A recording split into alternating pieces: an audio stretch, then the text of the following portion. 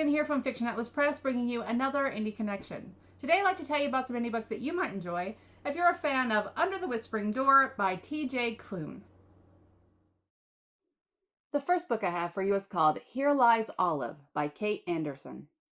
Growing up in the dark tourism capital of the United States, 16-year-old Olive should be comfortable with death.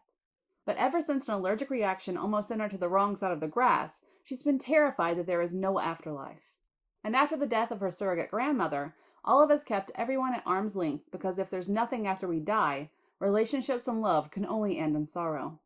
When she summons a spirit to answer her questions about death, Olive meets Jay, a hitchhiking ghost trapped in the woods behind the poorhouse where he died. Olive agrees to help Jay find his unmarked grave in exchange for answers about the other side and what comes next. Meanwhile, someone, or something, is targeting Olive's classmates, and the longer Jay lingers, the more serious the attacks become.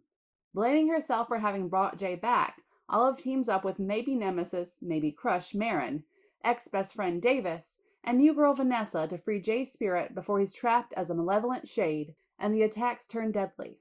But in doing so, Olive must face her fear of death and risk losing another person she loves to the nothing.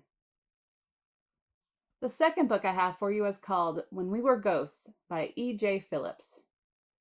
Gemma's a loner, but she's got her twin brother Alex, so who really cares, right? When you're a twin, you're never alone. Then one day, she doesn't have Alex anymore. Instead, she has a ghost named Eve and her brother's dickhead friends for company, and one desperate plan. They're going to get Alex back. It just means catching the wild hunt, convincing the Fae to give them an undying heart, and chasing down the elusive spirit of her dead brother first. Grief can wait. And the drowning, hopeless, horrible sensation on the edge of her heart can wait with it. Forever.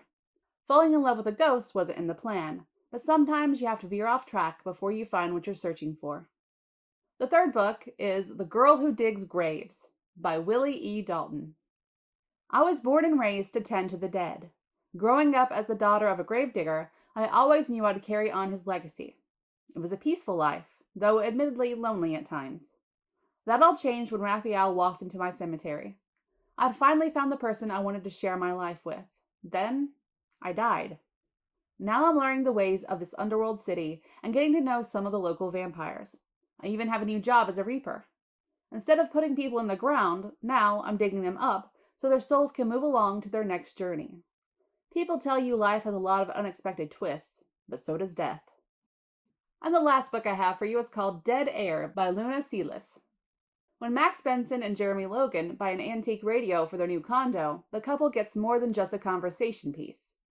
Broadcasting talk show Second Chance on station SPTK Spirit Talk Radio, listeners are invited to settle old scores, solve mysteries, and finally make peace with the dead. Winning out over his initial reluctance, Max's love and concern compel him to accompany his husband cross-country to visit Jeremy's estranged father, a cold, bitter, and emotionally abusive man. Clinging to life in the last stages of a devastating illness, Arthur Logan slides into a coma before Jeremy can reach his side. After his passing, Max and Jeremy return home to find the radio, waiting. SPTK Spirit Talk Radio. All spirits, all the time. Okay, that's all for me this week. I'll see you next week on the Indie Connection. Bye!